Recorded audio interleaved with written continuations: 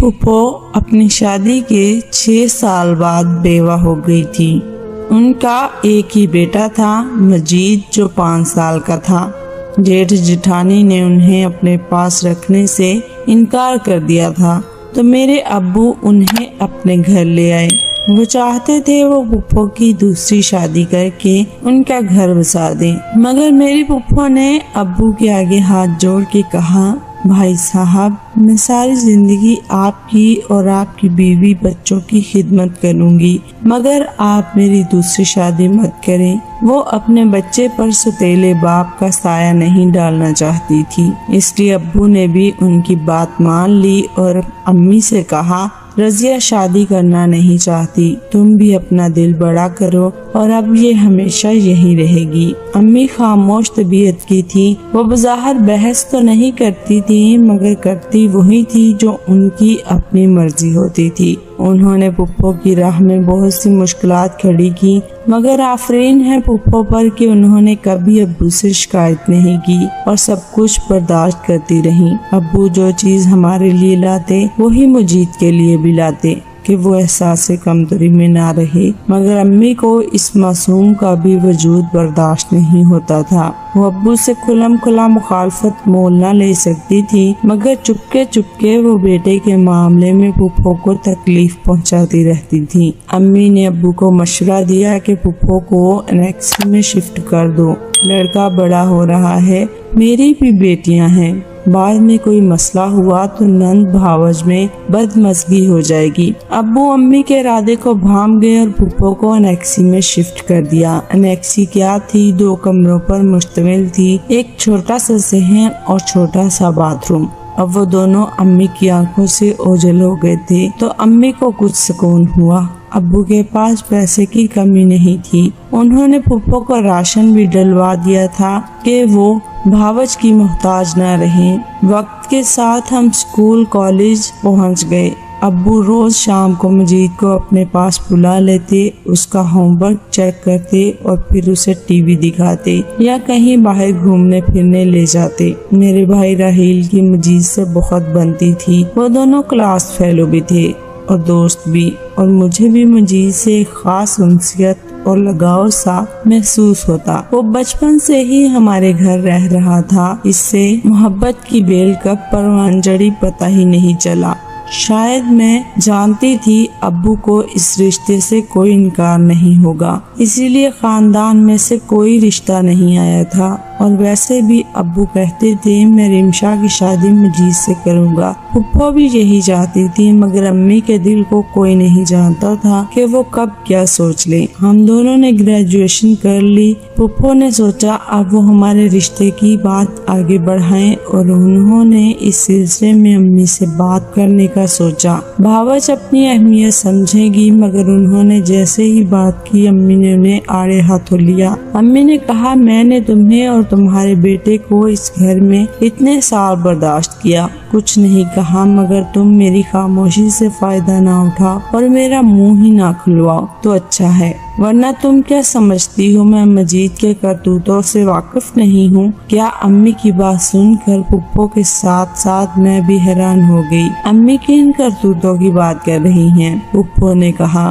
کہ بھابھی، مجید آپ لوگوں کے پاس ہی رہ کر پلا بڑا ہے اور آپ اچھی طرح جانتی ہیں اس کو۔ امی نے کہا، جانتی ہوں تبھی تو کہہ رہی ہوں۔ میں بھی سوچ رہی تھی اب امی اس یتیم پر اور کیا الزام لگانے والی ہیں۔ پھپھو نے امی سے پوچھا، بھابھی ایسی کیا بات ہوئی جو آپ اتنی بڑی بات کہہ رہی ہیں؟ امی نے کہا، تم اگر سننا ہی چاہتی ہو تو سنو، وہ شادی کی بات تو رمشا سے کر رہا ہے اور عشق عائشہ سے فرما رہا ہے۔ امی نے عائشہ کو آواز دی اور کہا، بتاؤ تمہیں مجید کیا کہتا ہے؟ عائشہ نے کہا، وہ مجھ سے اکیلے میں کہتے ہیں میں تم سے بہت محبت کرتا ہوں اور شادی بھی کروں گا، تم مجھ سے دوستی کر لو۔ یہ سب سن کر رمشا کو یقین نہیں آ رہا تھا کہ اس کی ماں نفرت میں اس حد تک گر سکتی ہے کہ وہ اپنی بیٹیوں کی عزت کو بھی داؤ پر لگا دیں گی، کیونکہ رمشا جانتی تھی جو باتیں عائشہ کہہ رہی ہے وہ باتیں مجید نے کبھی اس سے بھی نہیں کی۔ یہ باتیں ضرور امی نے ने आयशा को समझाई होगी कहने को, और उसने वैसे ही कह दिया। अम्मी की बात सुनकर पुप्पो ने कहा, मेरा बेटा ऐसा नहीं कर सकता। अगर आपको ये रिश्ता नहीं मंजूर तो ठीक है, मैं अब इस रिश्ते पर जोर नहीं दूंगी। एक दिन मैंने आयशा को प्यार से अपने पास बिठाकर पूछा कि सच बताओ, तुमने उस दिन पुप्पो से मजीद के बारे में जो कहा,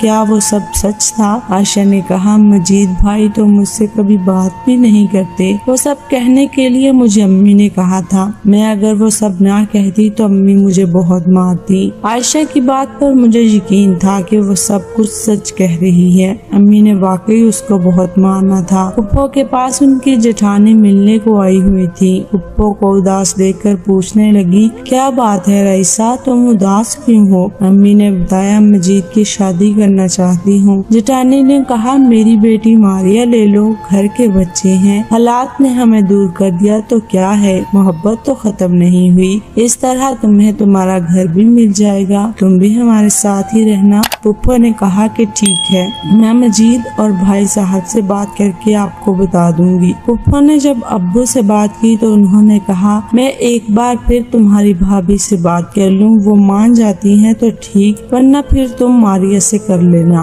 अब्बू ने अम्मी को मनाने की बहुत कोशिश की मगर वो नहीं मानी। आखिर अब्बू ने पुप्पो से कह दिया वो मारिया का रिश्ता हाथ से ना जाने दें। जल्द ही मारिया और मजीद की शादी हो गई और वो लाहौर में अपने भाई घर में शिफ्ट हो गए। जिस दिन उसकी शादी थी उस दिन मैं और अब्बू बहुत उदास थे मगर अम्मी बहुत खुश थी। अम्मी ने अपनी बहन को फोन किया और कहा, बाजी मैंने तुम्हारे कहने के मुताबिक सब कुछ वैसे ही किया है, अब तुम फाहद के लिए बात आगे बढ़ाओ। फाहद अम्मी की बहन का बेटा था और बहुत अच्छी सरकारी पोस्ट पर था। अमीर भांजे पर अम्मी दिलो जान से फिदा थी। जब खाला और फाहद घर आए तो फाहद ने खाला से कहा, मुझे आयशा पसंद है क्योंकि वो गोरी और मैं सांवली थी और उसे गोरी लड़की चाहिए थी। जाहिर है पैसे वाले थे तो नखरा करने का हक भी था, मगर अम्मी ने कहा, आयशा तो अभी बहुत छोटी है, उससे पहले 3 बहनें हैं, बड़ी पहले इनकी होगी तो फिर इन्हीं की बारी आएगी। मगर वो नहीं माना और इस तरह अम्मी के हाथ से ये रिश्ता भी निकल गया। वक्त के साथ साथ सब कुछ बदल जाता है। मेरी तीनों छोटी बहनों की शादियां हो चुकी हैं और मेरे लिए बड़े उम्र के ही रिश्ते आते हैं, जिनकी बीवियां या तो मर चुकी होती हैं या उन्होंने दूसरी शादी करनी होती है। आखिर एक रिश्ता आया जिसका एक बेटा भी था। माँ का इंतकाल हो चुका था। मैंने उस रिश्ते को हाँ कर दी क्योंकि एक यतीम जिसकी माँ या बाप ना हो उसकी जिंदगी क्या होती है मैं अच्छी तरह जानती थी। अब पुप्पो तो बहुत खुश थी मगर अम्मी उदास रहती थी।